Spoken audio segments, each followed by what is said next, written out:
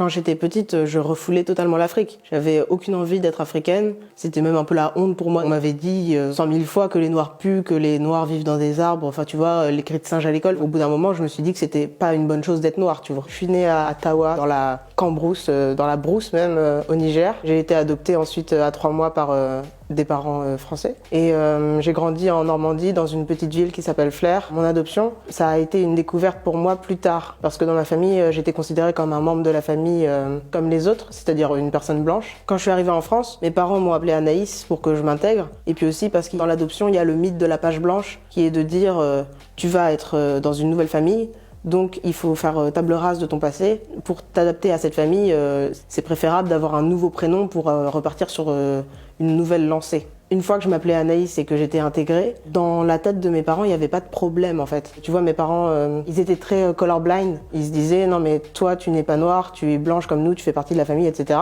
Ils le disaient pas en ces termes, mais c'était ce que j'ai compris de leur discours, de dire que j'étais une personne comme les autres dans cette famille. En fait, c'est comme si j'étais arrivée au top de l'assimilation, tu vois. C'est un peu le truc à la française de dire il faut s'assimiler, il faut avoir toutes les valeurs françaises. Quand je me suis rendu compte, à l'âge adulte en fait, et assez récemment, que en fait mes origines sont un peu en Normandie parce que j'y ai grandi, mais aussi d'ailleurs. Et que en fait, une fois que je me suis totalement assimilée à la culture française, j'ai envie de retrouver ma culture d'origine ou du moins de pas la nier. Ce que j'ai fait beaucoup quand j'étais enfant, tu vois. Je voulais pas être noire, je voulais faire partie de ma famille et je voulais être comme tous les autres enfants à l'école qui étaient tous blancs en fait. Maintenant, en fait, je suis en train de faire le chemin inverse, qui est de découvrir mon africanité. C'est une fois sortie de cette famille, quand à l'âge adulte, j'ai dû chercher mes premiers apparts ou faire des choses d'adulte, que je me suis rendu compte que j'étais pas du tout la fille blanche que je croyais que j'étais et qu'on m'a dit que j'étais. C'est comme si j'étais un bounty, quoi. À l'intérieur de moi, j'avais toute la culture blanche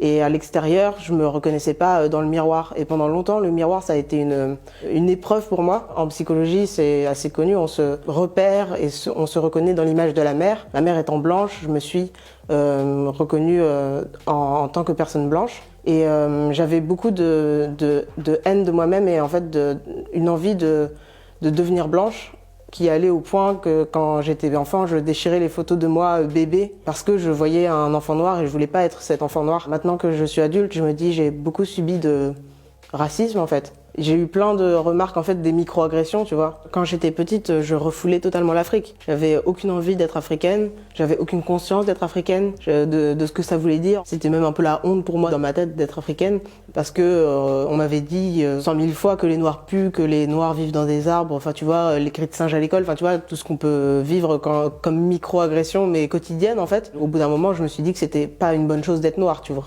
Donc pendant toute mon enfance, j'étais un peu comme le mouton noir, tu vois, du troupeau. C'était l'impression que j'avais. Et c'était ce que j'étais en réalité, tu vois. En fait, j'en ai jamais vraiment parlé parce que mes parents étant colorblind, comme je disais, ils me disaient plutôt, mais t'es sûr que c'est du racisme? Enfin, j'avais pas de discussion dans ma famille sur ce sujet-là, ni sur beaucoup de sujets. Enfin, c'est une famille... Ils sont de racines paysannes, assez taiseux, tu vois, on raconte pas nos vies. Et je sais pas, je me sentais... En fait, j'avais tellement honte de subir du racisme à l'école que j'en ai pas parlé à mes parents. Mais ça, il y a plein d'enfants qui sont bullies ou harcelés à l'école, qui en parlent pas à leurs parents parce qu'en fait, ils se disent que... Tu vois, tu ressens une forme de culpabilité. En fait, tu te dis, ouais, si on me harcèle, c'est parce que je le mérite, en fait. Il y a un truc comme ça, au bout d'un moment, tu te dis que c'est ta place dans la société. En fait, il y avait du racisme ordinaire à l'école. Et aussi, moi, j'avais des pensées racistes envers moi-même parce que, comme on me disait que j'étais noire, je ne voulais pas l'être, donc je n'aimais ni moi ni les noirs, etc. Pendant longtemps, j'ai eu l'impression de devenir folle, tu vois. J'étais dans un mal-être, tu vois, au-delà d'être le cul entre deux chaises. C'était moi avec moi-même. Il y avait un combat intérieur, tu vois. C'est comme ça que je suis devenue artiste aussi. C'est en ayant ce conflit intérieur, j'étais obligée d'en faire quelque chose. Sinon, il y a longtemps que je me serais suicidée. Enfin, je sais pas. Ouais, j'aurais pu, à l'adolescence, tu vois, enfin, ou même à l'âge adulte, si j'avais gardé des pensées aussi négatives sur moi-même, aussi négatives sur le monde, enfin sur les personnes noires et subi du racisme ordinaire, au bout d'un moment tu pètes un câble, tu vois. Cette colère, elle s'est beaucoup exprimée dans mes écrits d'adolescente. Enfin, je sais plus exactement ce que j'écrivais, mais c'était très sombre. J'en voulais beaucoup à ma famille de pas me comprendre. J'étais très, je sais pas, pas en lien avec les membres de ma famille et ça se traduisait aussi par des excès, tu vois, mais les excès qu'on a à l'adolescence, sauf que moi c'était un peu plus. À partir du moment où j'ai découvert le joint, J'en fumais, mais un peu plus que les autres. Ou quand j'ai découvert l'alcool, je buvais, mais un peu plus que les autres. Cette colère qui est devenue en fait, au-delà du mal-être, qui était aussi un mal-vivre. Et aussi par des engueulades avec mes parents. Une fois, je me souviens avoir dit à mon père, mais de toute façon, t'es pas mon père. Ce que tout enfant adopté a dit une fois à ses parents. Mais en fait, c'est mon père. C'est juste moi qui avais un mal-être. J'ai commencé à avoir des amis noirs à la fin du collège et au lycée. Il y avait plusieurs filles noires et on formait un groupe, tu vois. Et c'est là que j'ai commencé à me rendre compte que j'étais aussi comme d'autres, qu'il y avait d'autres personnes dans ma situation. Et étonnamment, en fait, j'avais l'impression que tous les noirs seraient mes amis.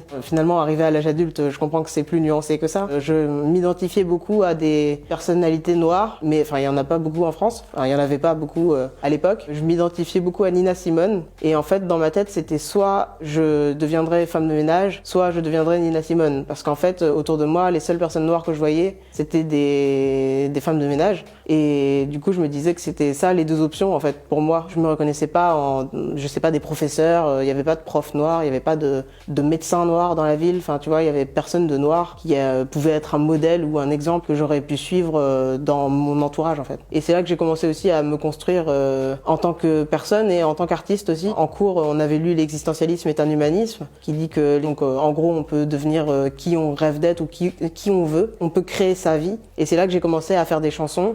Et j'ai aussi commencé à faire des concerts dans une salle de concert qui s'appelle Le Cargo. Je faisais des premières parties, tu vois, d'artistes comme Ayo ou Yael Naïm, etc. C'est à ce moment-là que j'ai commencé à me libérer de mon enfance, en fait. Le fait que je me sois beaucoup réfugiée dans la musique, c'est encore un truc, c'est une force, en fait, pour moi, tu vois. Dès que j'ai un problème, un stress, quelque chose qui va pas, je joue de la musique. C'est comme si je faisais 2 heures de yoga, quoi. Je ressors de cette expérience avec la conscience fraîche et ça me permet de prendre du recul sur les choses et de mieux vivre, en fait. Depuis que j'ai pris conscience que je suis une femme noire, c'est comme s'il y avait un vu d'ici et vu de là-bas. Vu d'ici, je suis capable de t'expliquer pourquoi ça se passait mal pour moi à l'école. Vu de là-bas, j'avais aucune conscience de moi-même. Et donc j'étais juste dans un mal-être sans fin, tu vois, dont je trouvais pas l'objet, en fait. Et donc je pensais que c'était parce que j'étais adoptée. Aujourd'hui, j'habite à Château-Rouge.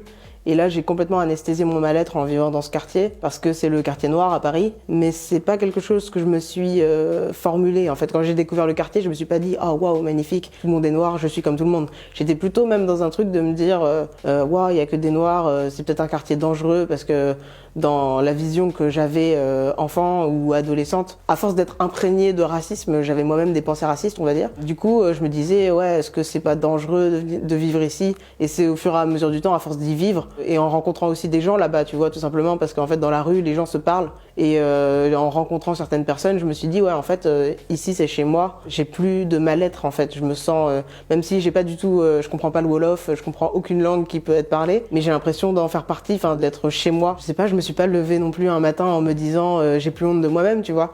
C'est au fur et à mesure du temps, en prenant aussi un peu d'âge, que au final j'accepte ce que je suis maintenant, tu vois. J'ai fait table rase des pensées négatives que je pouvais avoir sur moi-même et sur les autres au fur et à mesure du temps. Enfin, tu vois, j'ai compris que juger est inutile, que ce soit soi-même ou les autres. Enfin, j'ai vidé mon